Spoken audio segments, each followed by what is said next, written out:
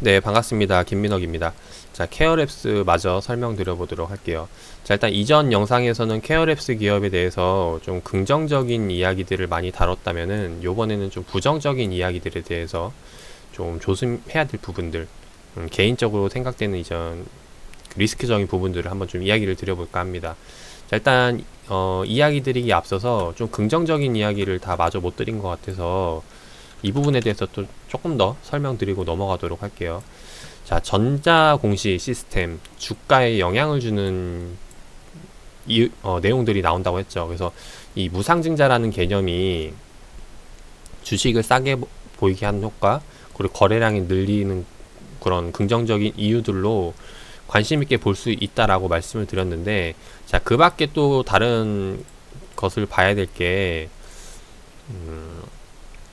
눈에 들어오는 게 대표이사 변경권이 있어요. 그리고 일단 대표이사 변경권부터 말씀을 드려보도록 할게요. 자, 대표이사 변경권이 왜 이제 눈에 들어오냐면은 보기 쉽게 인터넷 공시로 좀 말씀을 드려보도록 할게요. 자, 대표이사 변경권 보시면은 원래 변경 전 대표이사가 김동수 씨랑 박경득 씨였죠. 근데 변경 후 박경득 씨로 남아 있습니다. 왜 남아 있나 봤더니 김동수 씨가 해외 사업을 강화하기 위해서 대표이사직을 사임하고 해외 사업에 집중 및 총괄을 한다라는 거예요. 자, 여기서 제가 아까 이야기 드렸던 게 케어랩스라는 게 국내 매출에 기반돼서 나오고 있는 거거든요. 근데 만약에 요번에 김동수 대표가 해외 사업으로 진출을 하게 되면은 여기에 대해서 플러스 알파적인 매출을 낼 수가 있다라는 겁니다. 자, 그러면은 이런 플랫폼 기반 그 시스템이 어떻게 해서 매출을 낼 수 있느냐, 이거를 이제 우리가 좀 생각을 해봐야 될 텐데, 생각할 수 있는 건 일단 이 시스템 자체를 파는 거죠. 네, 팔아갖고 매출을 낼 수 있고, 아니면은 해외에 있는 고객들을 이제 더 이제 늘려가지고 이제 시장을 늘려서 할 수 있는 부분들이 나오는데, 자, 그게 이제 이 공시를 보면 알 수 있을 거라고 생각이 됩니다. 자, 케어랩스 요번에 정관에 대한 변경이 나오는데, 변경 내용이 사업 목적, 신설이 들어가죠. 자, 신설, 신규 사업 목적이 들어가는데, 이제 어떤 내용이냐 봤더니 외국인 환자 유치라는 거죠. 그 말은 국내 고객들 플러스 외국인 환자까지 유치하게 되면은 여기에 대해서 추가적인 알파 수익을 기대할 수 있는 거고, 여기에 대한 부분이 이제 앞으로 신규 사업 목적에 대한 부분이 될 테고, 여기에 대해서 일단 긍정적으로 더 볼 수가 있다라는 겁니다. 그래서 그런 관점으로 일단 케어랩스라는 기업에 대해서 좀 관심 있게 보고 있는 거고, 자, 그 다음에 이제 또 하나 이제 볼 게 뭐냐면은 공시가 인터넷 공시로 보면서 말씀드릴게요. 자사주 신탁계약 체결이 있어요. 지금 이게 뭐냐면은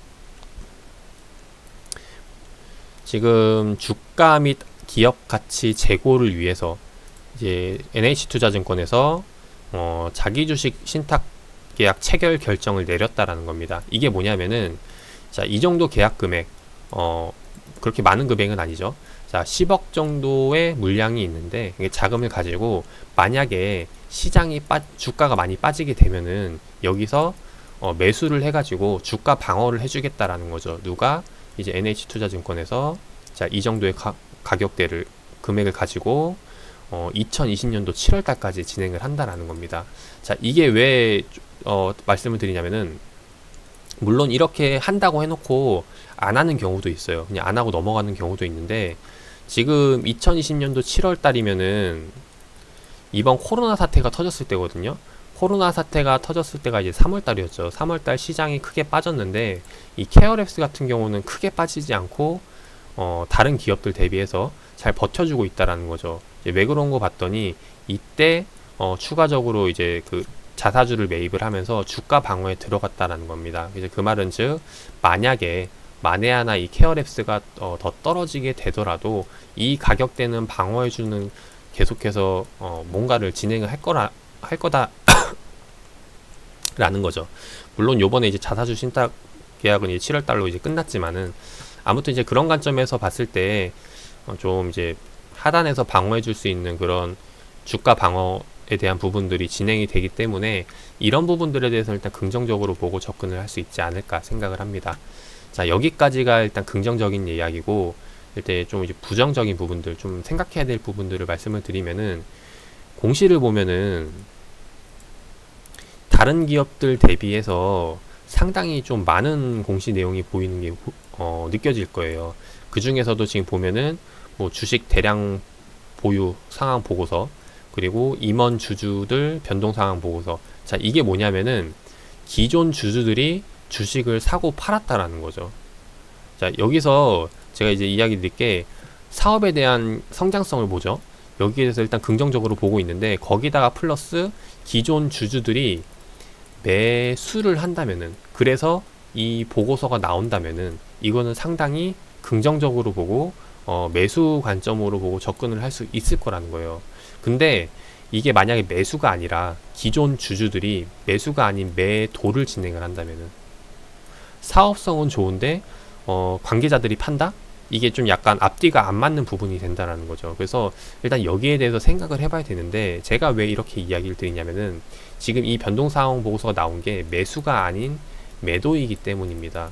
그래서 이 부분에 대해서 좀 한번 생각을 해봐야 될지 않을까 해서 말씀을 드리는 거고, 자, 여기에 대해서 좀 보여드려 보면은 아무거나 봐도 알 수가 있는데, 그냥 아무거나 찝어서 보여드려 보도록 할게요. 자, 최근에 이제 변동공시 나온 것 중에 아무거나 하나 찝어서 보면은, 자, 보고자 관한상 김동수 씨죠. 김동수 씨가 지금 직위가 본부장급인데, 본부장이 보면 장내 매도에 들어갑니다. 그래서 장내 매도에 들어간 게 일단은 좀 안 좋다라고 생각을 할 수가 있겠죠. 근데 이제 여기서 또 하나 봐야 될 게 뭐냐면은, 기존의 주식을 갖고 있던 걸 판 게 아니라 신주 인수권 전환사채를 진행을 하고 권리를 행사했다라는 거예요. 그래서 이거를 행사한 다음에 장내에 팔았다라는 겁니다.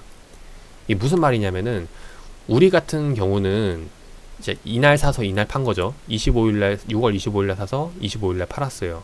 자, 25일날 사면은 처분 단가가 24,000원에서 23,000원대, 그때 사서 그때 팔 수밖에 없다라는 거죠.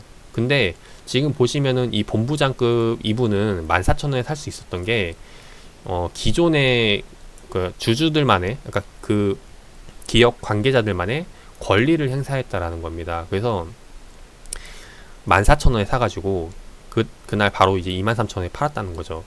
하루 만에 이제 만원대 차익을 남기고 팔았다라는 건데, 물량이 3만주, 2만주, 37,000주 요렇게 나오다 보니까 여기에 대해서 일단 시장에서 부담이 될 수 있다라고 생각을 할 수 있다라는 겁니다.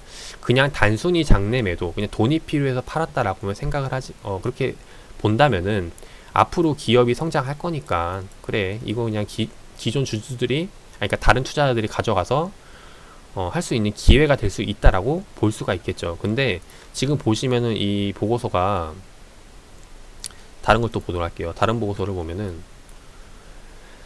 박경드 씨 대표이사죠. 대표이사도 마찬가지로 쭉 내려보면은 6월 25일날 장내 매도를 한다라는 겁니다.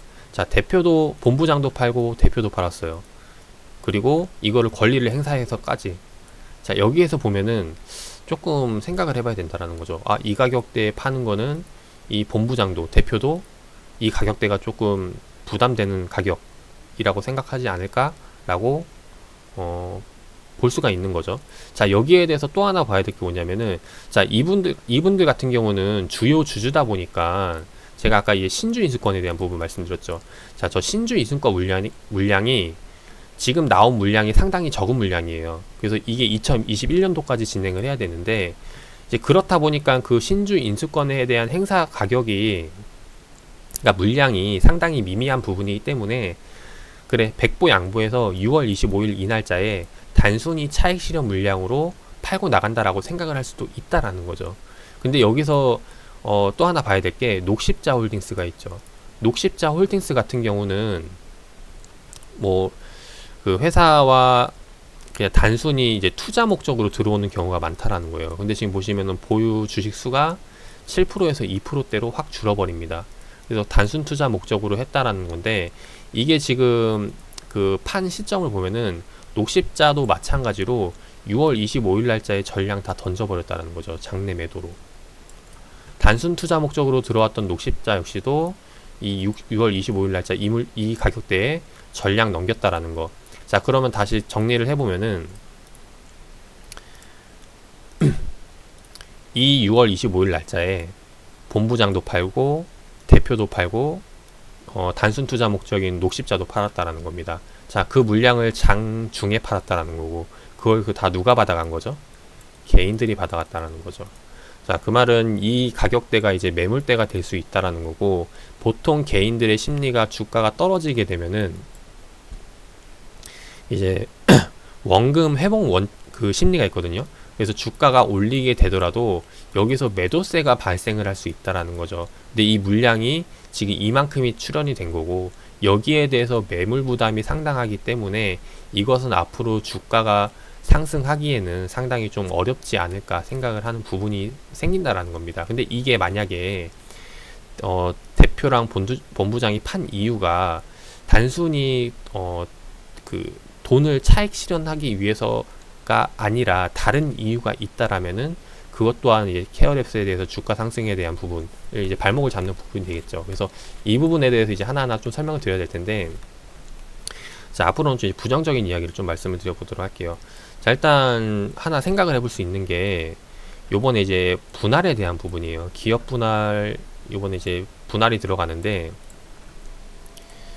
분할에 대한 공시를 좀 보면서 말씀을 드려보도록 하겠습니다. 자, 분할 공시가 보시면은 2020년도 7월 8일 날짜 공시에 자, 합병 등 종료 보고서가 나왔죠. 자, 이 보고서를 보면은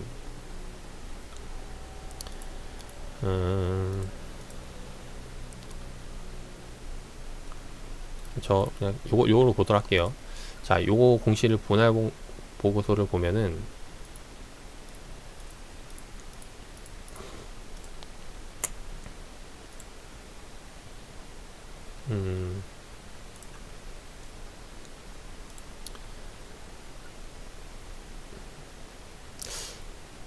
봐야 될 게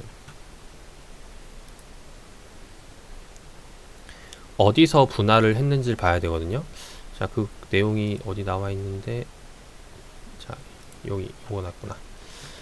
자, 케어랩스가 분할 어느 것을 분할을 하냐면은 지금 현재 그 플랫폼 중에서 하나인 굿딱이라는 것을 분할을 합니다. 근데 그 굿딱이라는 것을 분할하는 이유가 뭐냐면은 그 굿딱이라는 사업 부분을 조금 더 이제 집중하기 위해서 점념해서 책임 경영을 시행하고자 그래서 분할을 한다라는 건데, 이제 우리가 생각을 해야 될 게 그거라는 거죠. 이 굿딱이라는 사업이 이제 제가 이렇게 알아본 바는 계속해서 이제 좀 긍정적으로 잘 되고 있는 거거든요.